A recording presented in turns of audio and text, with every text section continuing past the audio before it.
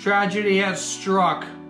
Last video was the stupid battery one I made, but the video before that I was doing the cone air intake. Well, it's different now.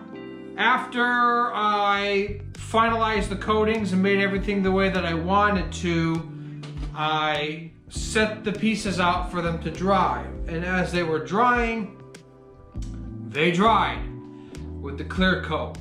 And what happened was I had a rag over a piece of pipe like this, didn't realize it, and when I had the pieces, I moved the pieces to my cart, the parts cart, and I put the piece down thinking it was flat, and it went and bang, right? It just, I was like, oh my God.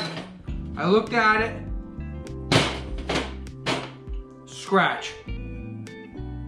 I was like, I don't know if I have it on my cart. Okay for color, but the top coat, the enamel, did not work. Junk, don't buy it. Don't buy it. If you bought it, return it. I said, I looked at the piece and it had a chip in it from when the part fell over. I said, what the? It chipped that easy? Like, easy. I didn't even know that I should have had the camera going. I'm looking at the piece and I just like, I take my nail simply and just, and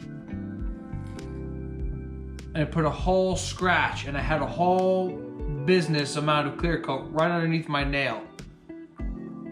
I was like, you've got to be kidding me. You call this a top coat enamel or whatever? Not good, not good at all. So I was like, let me just sand off the areas. And I said, you know what, forget it. I'm not doing it. I'm not sanding this and repainting this. Like I said in the previous video, I never should have used spray paint. I'm ashamed that I even attempted to do the spray paint, even though it looked good. The quality was sheet, really sheet quality, and I regret doing that. So, because you know what, things take time and you want to make them the best that you can make them. I felt afterwards, after I did all the painting, even though it took several days, I felt to me that it didn't fit right. It didn't seem right. You spend so much money on your pieces and on your bikes, and you're doing a build. Like I mentioned in the other comments, bike builds, they're always changing, they're always evolving, you're always getting different ideas. And that's the best part, is moving through that creative flow and coming up with different ideas and how to do certain things, and eventually you get where you want it to be, and it's your build. It's not like anybody else's, and I always think that's cool. So I said, my original plan was to powder coat. I mounted this onto a table, and I grabbed a wire wheel, and I just, I grinded this all off at the fabrication shop at work. I then took a round file and filed in between all the pieces. And I started filing on the side here. This little piece, I don't know if you can see on the camera, but this side, on all sides, I got the black, and now I have to do this side here on each one. Powder coat is always better anyways because it's flexible. You can actually powder coat aluminum foil, crumple it up in a ball, flatten it out, and it will still remain in decent shape, and it'd be better quality than freaking spray paint. I mean, what the hell was I thinking? I regret even doing that. It just, how low do you have to be to spray paint your bike?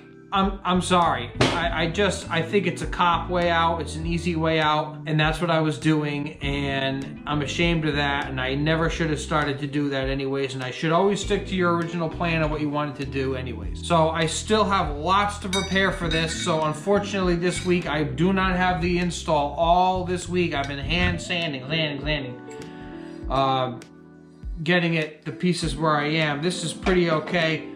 I can do all the inside there. The bottom, I'll get sandpaper and just make circular motions. Same thing with here. I can put on a wooden block, make a little sanding block, and just get around here and do the surface and do this surface as well. And then somewhat of the inside. Now, you don't really have to do this because it gets covered, but I want the powder coat to come in as best quality as possible, and 98% of powder coating is all the prep work. I even use the wire wheel just to get as much as I could. This is going to be the most troublesome area here. Continue to sand and grind and do what I can and prepare. Hopefully I'll get a little bit more footage. I couldn't film at work for obvious reasons, but good things come to those who wait. And I think it's when I'm finally through and having this the way I want it to be powder coated, it's gonna look that much better. And I'll use the same coat I'm gonna use for the body panels. And I'll have a video soon, hopefully next Sunday, of doing the install, or I'll make another video of me prepping these pieces. But I just wanted to let everybody know, I apologize, I have not do the install of the cone intake, but the fiberglass piece came out great. I mean, probably because it was already powder coated, I'm spray painting on top of that. I spray painted on top of that rather, and it just didn't adhere, it didn't stick, it didn't cure long enough. But you could really just put your nail, you could just take a piece and just put your nail right in the into the paint, and you can't really do that with. I mean, it's much more harder, it's much more dense, and it looks better anyway. So I'll sand this as well, and then I will recoat this piece. Powder coat's usually going to be a gloss, so I have a gloss powder coat, black, and then the piece here. Keep this matte, kind of match the motor. What do you think? So that's what we have ahead of us, and that's what we're gonna do to move forward. Lessons learned: never spray paint any part if you can get away with it on your motorcycle. Powder coat, or have somebody help you, or take it to the professionals. But I'm a DIYer, and I like the idea of a bike being built, not bought. Even though I'm doing some engine modifications and bolt-on parts, you're doing it yourself, and that's the best part about a build series.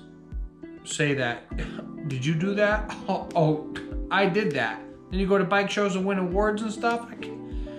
We're gonna win awards. We're gonna win more awards this year than we have the previous years when we took the bike just stock, because most people aren't familiar with the Fury.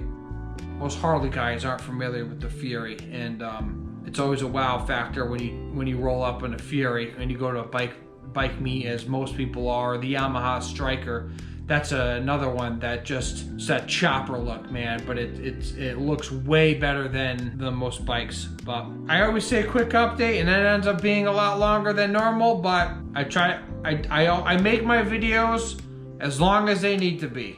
I'm not trying to, extend video footage. The time takes the way it takes, and I edit it the way you like it. I hope that you'd like it, and we'll go from there. Shout out, we are 176 subscribers, which is awesome. You guys are doing such a great job sharing the content and telling friends and family. Continue to do that. I really appreciate it. Thinking about doing a name change with the channel. Instead of the Valley Grommer, might do the the Valley Grommer TVG Garage, because grommer is not a word, and I'm getting grouped into dog groomers and ski resort grooming. So, pain in the ass, but TVG Garage, I don't know. I'm thinking in my mind, maybe I should make a change to that. Still the Valley Grommer, just TVG Garage. I don't know, what do you guys think? TVG Garage, keep it the Valley Grommer? Leave a comment down below, let me know, alright? But anyway, that's it. That's what we're looking at, man. And I apologize. I wanted to get the install in, but I think it's just gonna look that much better when we take the time and do the work ourselves. I still have to hand sand all of this down, smooth it out, make it look crisp, make it look nice and perfect, and we're gonna go from there, all right? Toot toot! Have a good one. Peace. We'll see you next week.